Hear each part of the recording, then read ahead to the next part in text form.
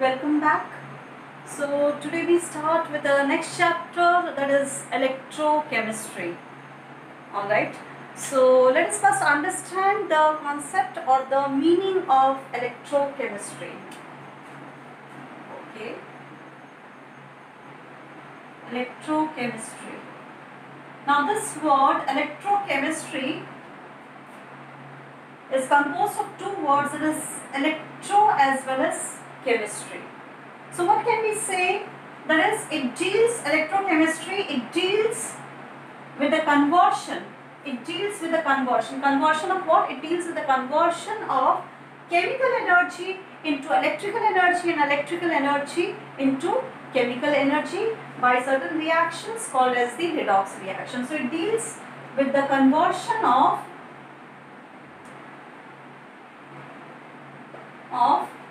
chemical energy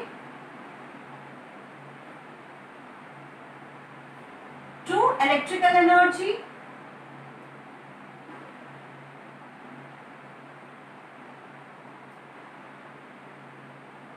or vice versa, or what can we say, chemical energy to electrical energy or electrical energy back to chemical energy or vice versa. Okay, by series of reactions or by reactions called as the redox reactions, by reactions called as redox reactions. Now redox reactions, that means it includes both oxidation reaction as well as the reduction reaction over here. Now when we say that it deals with the conversion, now who converts that, who brings about the conversion of chemical energy to electrical energy or electrical energy to chemical energy? Obviously a device which is called as the electrochemical cell. So a device, we can say this conversion has been brought by electrochemical cell.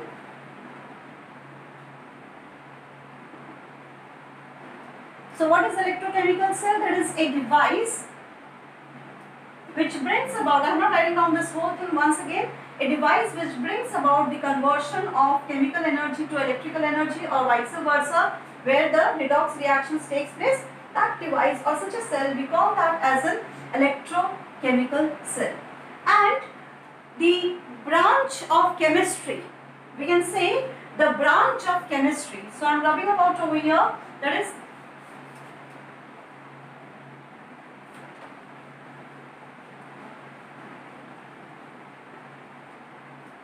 the branch of chemistry which deals with the study of interconversion,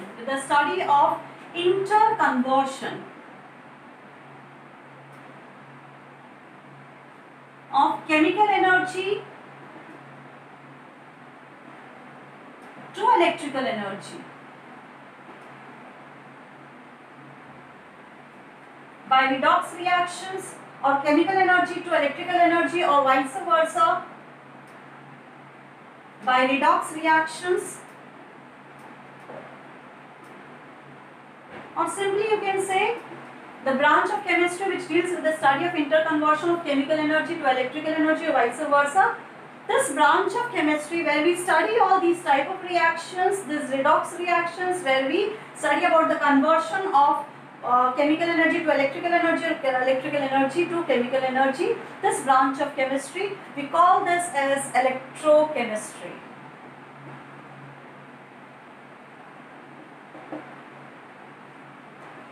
Okay. Now when I say that we can convert chemical energy to electrical energy, now let us just study something more in detail, that is chemical energy. It can be converted to electrical energy. Now when we do this, that is when this conversion has been carried out, we see that this reaction, that is obviously these are the redox reactions over here, but this conversion, the redox reactions involving the conversion of chemical energy to electrical energy, these reactions are spontaneous. obviously when this reaction is spontaneous, it involves the decrease in free energy of the system. Decrease in free energy of the system. That is, the free energy of the system will decrease when chemical energy is converted to electrical energy with a series of spontaneous redox reactions. Now it is in this way, so the reaction will be spontaneous with a decrease in free energy of the system, but at the same time we can also say that the electrical energy can also be converted to the chemical energy. That is, it can in this way also. But in that particular reaction, there is conversion of electrical energy to chemical energy. These reactions will be non-spontaneous.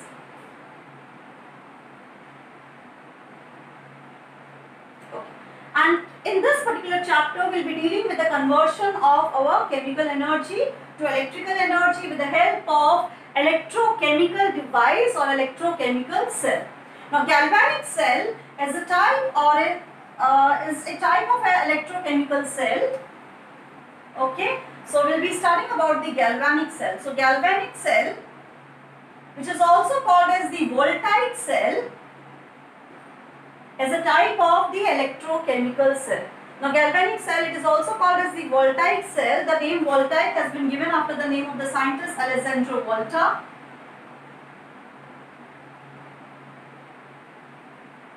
In the year 1796. And the first cell that he prepared in 1796, the name of that cell is the Volta cell. There are various types of galvanic cell or the voltaic cell which helps in all these processes. A few examples of such type of cells, that is dry cell, Volta cell, that is this cell itself, Volta cell, Lee-Clancy cell, Daniell cell. These are certain examples of galvanic cell which involves with this conversion of chemical energy into electrical energy. So today we will be studying about these cells, that is these galvanic cells. We will be studying about the construction of the galvanic cell. So we have our first type of the galvanic cell, that is first galvanic cell over here, that is zinc rod. You can see over here, zinc rod is dipped in zinc sulfate solution. First of all, let me just explain you the construction of this. Is a beaker containing certain solutions. Now this beaker has been divided, or you can see there is a porous diaphragm over here at the center of the beaker. And in this particular half, you can see that there is a zinc rod dipped in zinc sulfate solution. On the other half, there is a copper rod dipped in copper sulfate solution. And both these solutions, that is zinc sulfate solution and copper sulfate solution, both of them are in direct contact with each other, but there is a porous diaphragm between both these solutions. The diaphragm is there, which is porous in nature, and both these solutions are in contact with each other. Now zinc, now at this particular electron, now first of all let us see what exactly happens over here into this. Now this has been connected over here with the help of both these rods, that is zinc rod and copper rod, and these solutions, they have been connected with each other with the help of an electric wire. There is a voltmeter over here. Now let us just see in simple the construction of a galvanic cell. So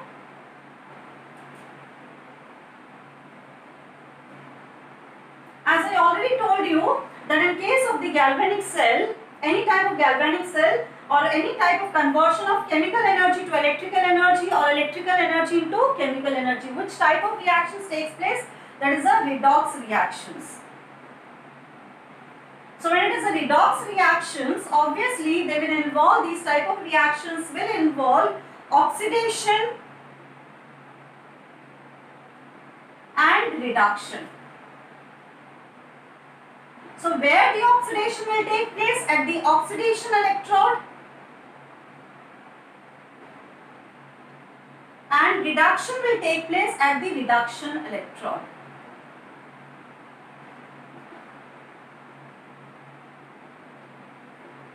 Oxidation will take, now an oxidation electrode will be in a place that is called as the oxidation half cell.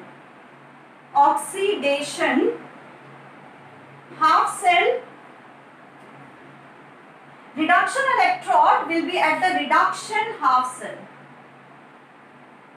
Reduction half cell. So from this, when I just say oxidation half cell, reduction half cell, I hope you must have got an idea that there are two cells which are being joined together. That is the oxidation half cell and the reduction half cell.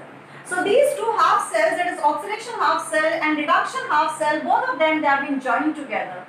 And we can say that both these half cells, they possess a solution.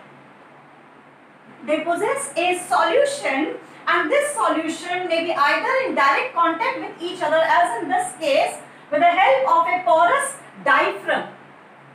Porous diaphragm. Or it may be in indirect contact. Both these solutions, here also there are the solutions with the help of a salt bridge. We will talk about all these in detail after some time. So you can see now this type of a galvanic cell where you can see the solutions are in direct contact, but at the same time when zinc rod is dipped in zinc sulfate solution and copper rod is dipped in copper sulfate solution. This is zinc sulfate solution, this will be copper sulfate solution. Now such a type of arrangement of a galvanic cell where we are using these two rods along with these two solutions, we call this type of cell as the Daniell cell. This is a Daniell cell. So here I have shown you the Daniell cell over here. So the electrons will be always be flowing from, that is, when this construction is complete, when you connect it with an electrical wire, when you turn on the switch, you will find that the electrons will start flowing from oxidation electrode. Now which is the oxidation electrode? Oxidation will always be towards the left hand side. So this electrode will be acting as your oxidation electrode, and this particular half is called as the oxidation half cell. So let me write down over here, this is your oxidation half cell. And this is your reduction half cell. Reduction half cell. Now why do we call this as oxidation half cell? Because in this particular place there will be loss of electrons. The electrons will be lost from this zinc rod. That is, zinc atoms from this rod will pass into the solution as zinc ions. Okay? The zinc atoms will pass into the solution as zinc ions. So electrons will be released. These electrons will flow through this wire, will come to this electrode over here. And what will happen? The copper ions present over here, they will be taking up these electrons and will form copper atoms which will deposit on this electrode over here. So you'll find that at this particular place, because there is a loss of electrons, we call this as a oxidation half cell, and this particular electrode, because electrons will be taken over here, we call this as reduction half cell. Now why does it happen that the electrons are traveling from zinc to copper? Because the tendency of copper to attract the electrons toward itself is more as compared to the tendency of the zinc. That is, copper will be attracting more electrons. So because copper has got this tendency more to attract the electrons will be coming from this particular half cell to this particular half cell through this wire over here. And because of this flow of this electrons, we call this flow of electrons as the electronic charge. Electronic charge, or it is also simply called as the charge, or it is also called as the electric current. An electric current will be flowing into this circuit over here, and suppose if you are placing one bulb over here, the bulb will start glowing, or any other device which has to work with the help of an electric current will find that that particular device, it will start working because of the electric current generated over here. So let us see in detail how this works.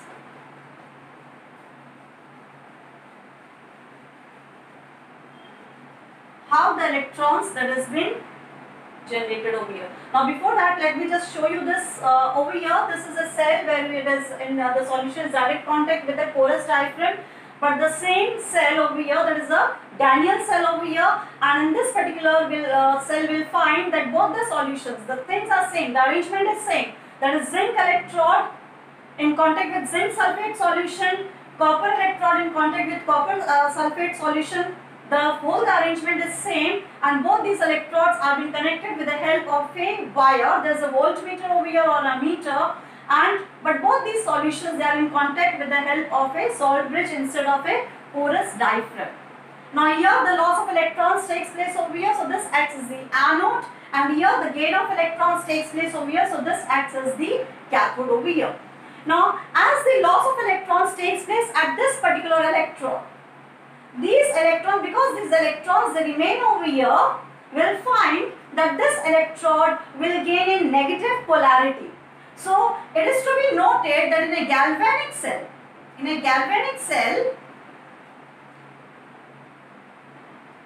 the anode will be having a negative polarity, and cathode will have a positive polarity.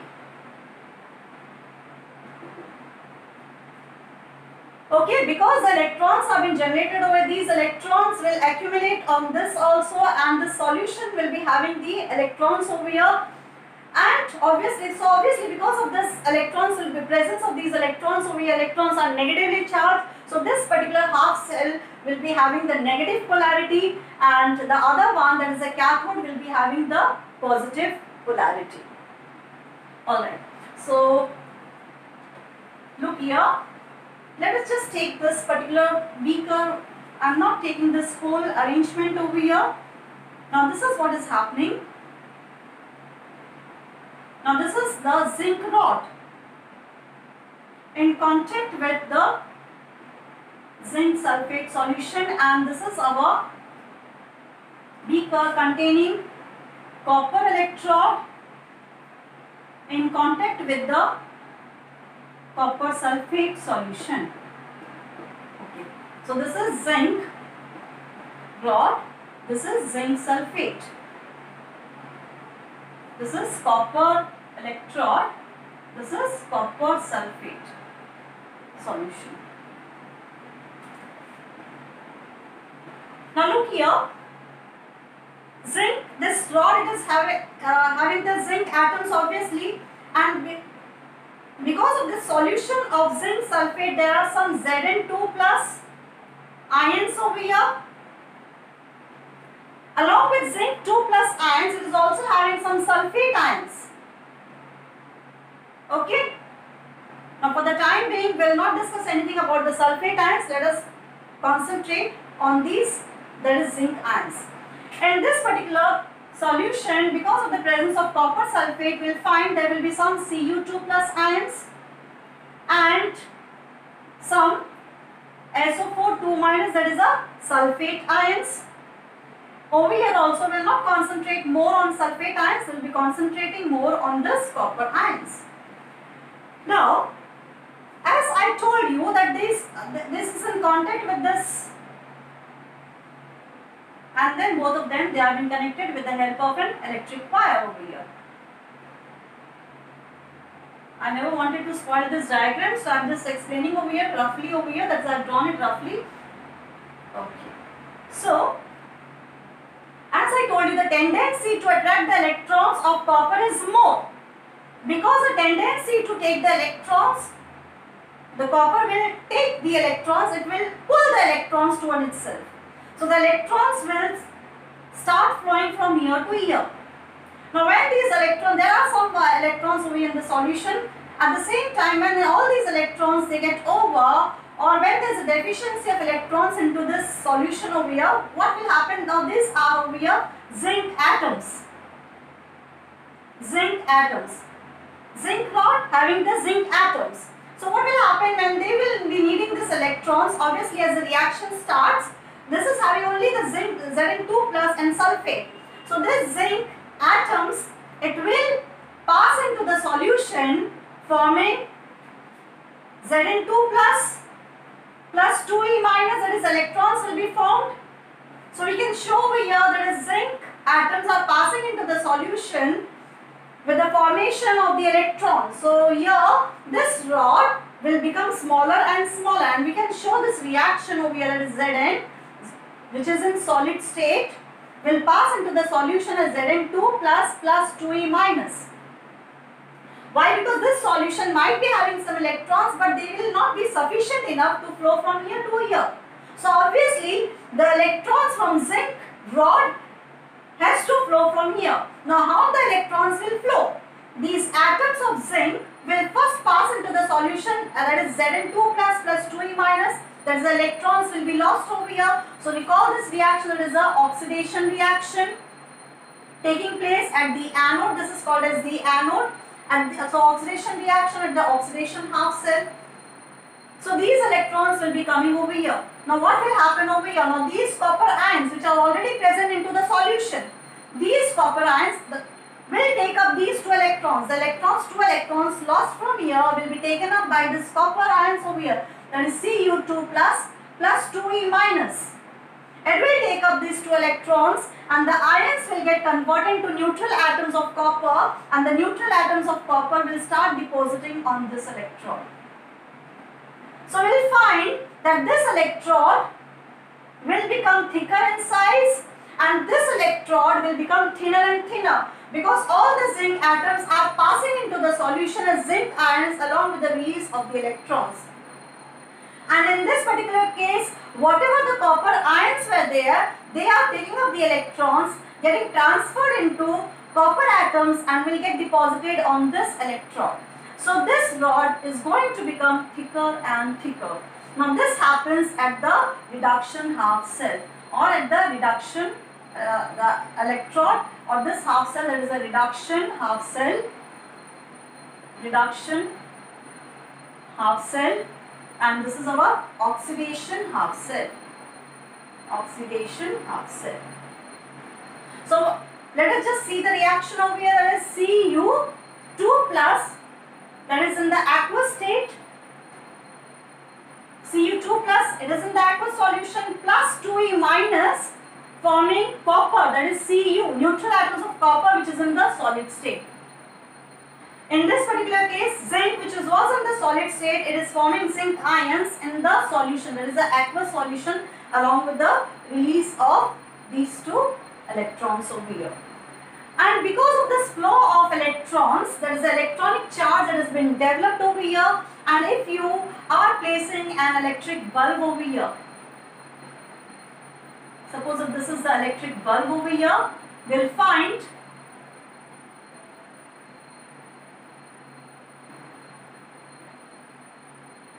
the electric bulb will start glowing because of the electrical current, or any other device which works on electricity, that device will start working because of the electric current generated over here.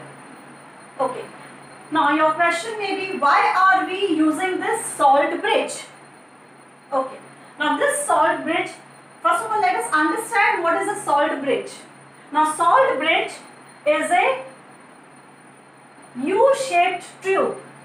You can see it's a U-shaped tube, and it is filled with a concentrated solution of an inert electrolyte.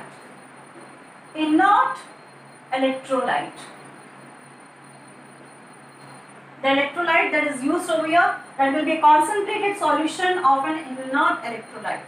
Or it can also be a solidified, that is this same component. Suppose if you are using potassium chloride or potassium nitrate or sodium chloride, any of the electrolyte that if you are using, suppose of any of the substance out of these, KCl, KNO3 or NaCl, either it should be inert solution, either it should be a solution of an inert electrolyte, but this solution that has to be concentrated, or it can also be the solidified form of it in agar-agar. If you are taking it in the solidified form, this is in the solution form. If we are taking it in the solidified form,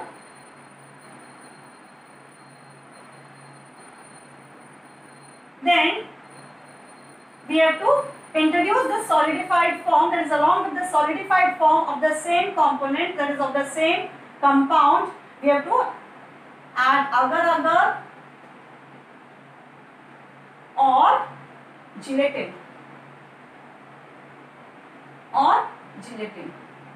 Now what is the role of this agar-agar or gelatin? Agar-agar or gelatin will bind this, not very tightly but loosely, this, that means this, these compounds, potassium chloride, potassium nitrate or sodium chloride which we are using over here, this will remain inside this. Otherwise what will happen? These components will start flowing out through this.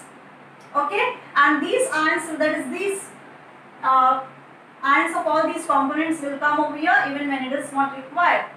So it will hold it, not very tightly but slightly, it is this helps in holding it, and this ends are being there is a cotton plug over here into this salt bridge over here. So because of this salt bridge, there is a and because of this cotton plug over here, these solutions will not move into this. The solutions at both these ends, they will not move up into this salt bridge. But at the same time, the ions from here can come over here from the salt bridge into this solution, into this liquid solution over here, because after all they have been bound, but it is not very tightly. So the ions can flow from the salt bridge into this solution. Now we come back to the working of this. When this cell, it operates or it works for some time, it so happens that there will be more of this zinc ions over here because the electrons are moving over here. So now this will be having, although it is also having sulfate ions, but as compared to the sulfate ions, the formation of zinc ions will be more. So we can say at the oxidation half cell, this, that is at the oxidation half cell, there is no space, so I have rubbed it off over here, that is, this will become positive, because of the presence of excess of zinc ions. And at this particular place, these copper ions are taking up the electrons over here and they are getting deposited over here. So what is left into the solution? That is sulfate ions, that is excess of sulfate ions. Look here, in this particular case, there are excess of zinc ions, due to which this particular part becomes positive, and in this particular case there are excess of, this will be having excess of sulfate ions, due to which this will be developing a negative charge. Now when this happens, that is this becomes positive, it should have remained negative because the flow of electrons takes place from oxidation half cell to the reduction half cell. But on the contrary, when this particular half cell, that is oxidation half cell, gains the positive polarity and the reduction half cell gains the negative polarity, this cell stops working. So now the role of this, that is our salt bridge, comes over here. What the salt bridge will do? What the salt bridge will do now, as let us take the salt bridge can contain any of these compounds. Let us consider that the salt bridge that we have used over here is potassium chloride over here, concentrated solution of potassium chloride. So when there are excess of the zinc plus ions, the salt bridge will give out over here. So I am just showing it over here. Salt bridge will be giving out K plus. Sorry. Salt bridge, it is already having the positive polarity. Salt bridge will be giving out over here chloride ions, that is Cl minus over here, maintaining this charge over here. At the same time, when this is having the negative charge over here, when this gets a negative charge, so in order to balance that, this salt bridge will be giving the positive ion. Which are the positive ion from KCl, potassium chloride? Obviously this will give the K plus, maintaining the same polarity. There is a positive polarity over here, and the cell continues to work. So first thing, that is first role of a salt bridge is first of all to maintain the electrical neutrality. That is whatever it was in the beginning, this was maintained as negative, this was as the positive. So that same condition has been maintained. it is not allowing the cell, that is this half cell, to become positive, and it is not allowing this half cell to become negative. So it maintains the electrical neutrality, we can say. It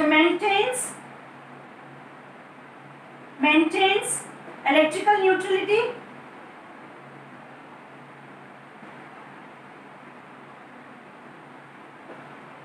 Okay, that is providing equal numbers of in this particular case negative ions, and in this particular case it is not allowing the polarity to be getting changed by providing chloride ions, and in this particular case it is providing the positive ions. So here also it maintains the electrical neutrality, that is as compared to the sulfate ions. How many negative ions? Depending on the negative ions present over here, it is providing the positive ions over here. In this case, depending on the positive ions present over here, the zinc, the Zn2 plus ions present, it is providing chloride ions. So it is maintaining the electrical neutrality. It is not disturbing the electrical balance over here. It is not disturbing the charge balance over here. The electrical neutrality has been maintained. Supposing over here 4 zinc ions extra there, so it will be providing 4 chloride ions extra over here. So electrical neutrality is maintained in this half cell. Over here, suppose if there are 4 sulfate ions, so in order to maintain the electrical neutrality, we will be providing 4 potassium ions over here, and we will find that the electrical neutrality has been maintained in this reduction half cell also. So first role is that it maintains the electrical neutrality. It also connects the electrical circuit, that is, it completes this electrical circuit. If this wouldn't have been there, the solutions would have been in contact with each other. The solutions are being connected with the help of this salt bridge. So it completes the cell, it completes the cell, or it completes the electrical circuit. It completes the cell or the electrical circuit, we can say over here, thus allowing the flow of electric charge, or thus allowing the flow of electrons from negative end to the positive end. So this is our negative end, that is a zinc anode over here, oxidation half cell, and this is a positive end, that is a cathode over here, where the reduction takes place over here with a copper electrode over here. Okay, so with this, suppose if you are attaching a bulb in this particular case also, both all of them are same. I have just drawn different diagrams to explain you. We'll find that this is how this cell works over here. Okay, now this galvanic cell, it can be represented if there is a short form of a galvanic cell. The representation of a short form of a galvanic cell, that can be done. Now look here how we will represent that.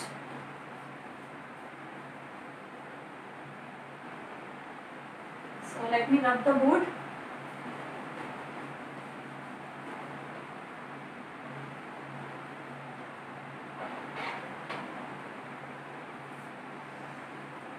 Now let us see the reactions taking place at the oxidation and reduction, although I have written it some time back, but again let me write it down because I have rubbed it. So zinc electrode.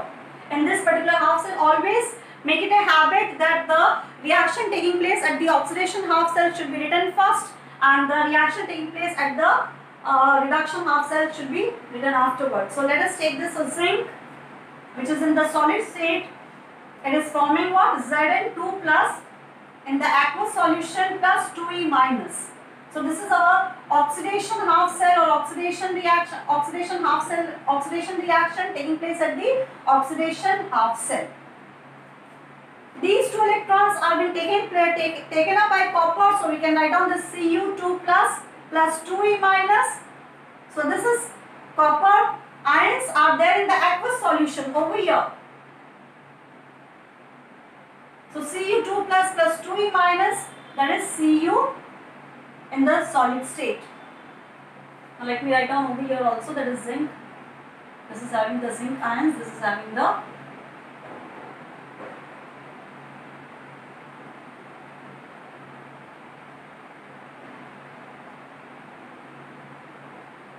okay. So we have written down both these reactions. So there are 2 ways. Let me tell you first the easy way, then you can go for other way also. So as this, now this is a reduction reaction at the reduction half cell. So first of all, we will write down the oxidation reaction. So look here, we will take the zinc. It is in the solid state. So we write down over here and both of them, they has to be separated by a single vertical line. So this will be separated by Zn2 plus aqueous over here. Now suppose if your cell is been made up of a porous diaphragm, that is in direct, the solutions are in direct contact with the porous diaphragm, we just draw one line over here in between both of them, and then we'll be writing down the reduction half reaction, that is the components from the reduction half cell. So here the Cu2 plus comes first, Cu2 plus aqueous, again one more vertical line, and then comes our copper in the solid state. Suppose if this is in these solutions are in contact with the help of a salt bridge, we will be drawing two vertical lines over here. So the same reaction, same representation will be in this way.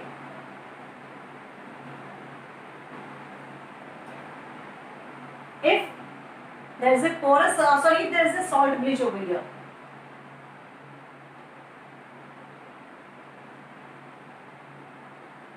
So both are same. The only difference is that suppose if it is a porous diaphragm, only single line, and if it is a salt bridge, you will be just writing down the double line, that is you will be putting a double line over here. This is one way of representation of the electrode. Another way is that whenever you are writing down, suppose in the question sometimes you have been mentioned that the reduction electrode is this, it is not always necessary that you are having these electrodes only. So it may be mentioned that this is the electrode at the reduction half cell, another component, another metal at the oxidation half cell. Then you have to form of your own. So you have to write down these reactions on this. Daniel cell is very famous, we know these reactions, but suppose if any other example that has been given to you, then what you will be doing. Now let us take, there is a representation for any other electrode, let us represent by M, that is metal. We always represent the metal by the alphabet M. Now first of all, as I told you, oxidation half cell will be representing first towards the left hand side, followed by the reduction half cell towards the right hand side. So first we will be writing down the components at the oxidation half cell. So if we are representing this metal, so we will be writing down M, and the reduced state of the metal will be writing towards the left hand side. M solid and N plus aqueous. Now this is what our oxidation half cell. Oxidation half cell. For reduction half cell, what will be doing? Here we have taken towards the left, that is the reduced state, we are writing down towards the left. And in case of reduction half cell, the reduced state will be writing down towards the right. So what we will be doing over here? That is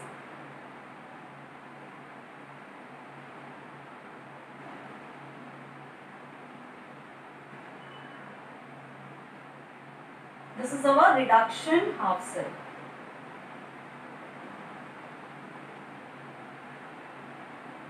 Okay.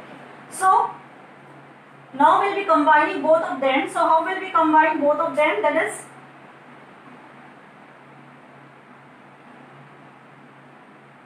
first we are writing down the oxidation half cell. If there is only one, that is porous diaphragm over here, only one single line, and then Mn plus aqueous. Okay. But on the contrary to this, if we are using a salt bridge, so this will be represented as N.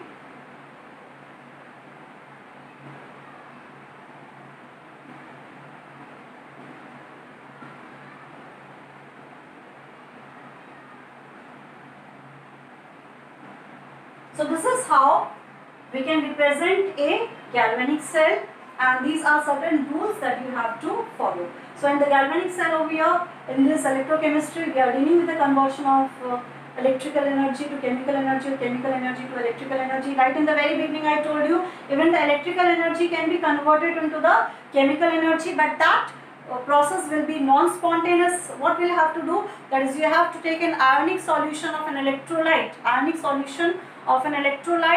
you have to pass an electric current through it. When you pass an electric current through it, you will find certain changes will be brought about into the chemical solution.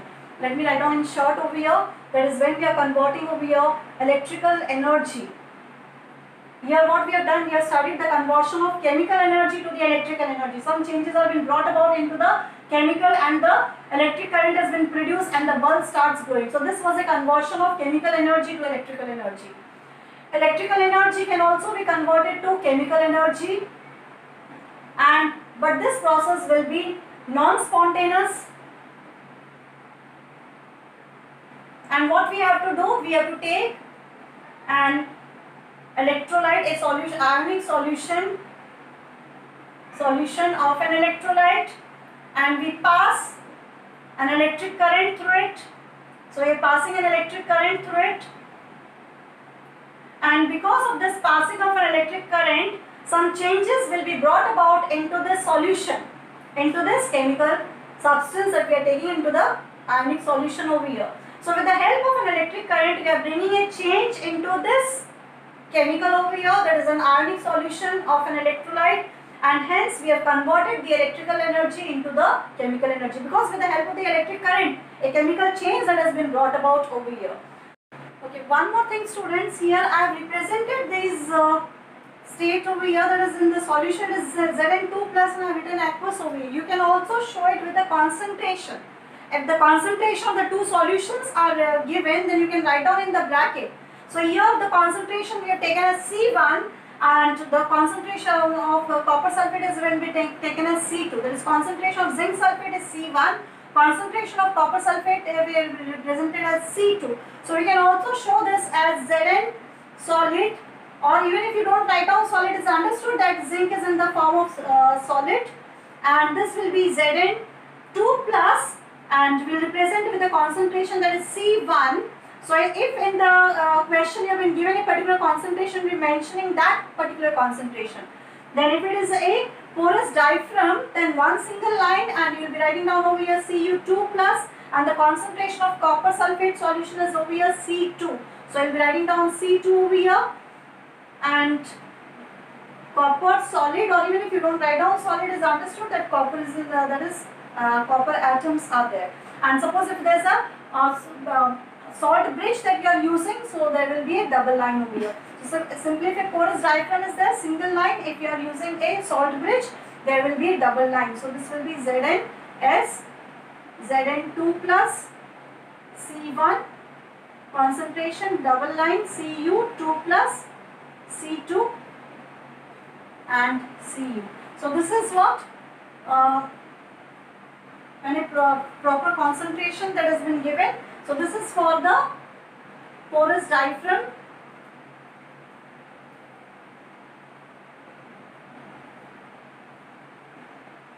and this is for the salt bridge. Same way over here also, this is for the porous diaphragm, and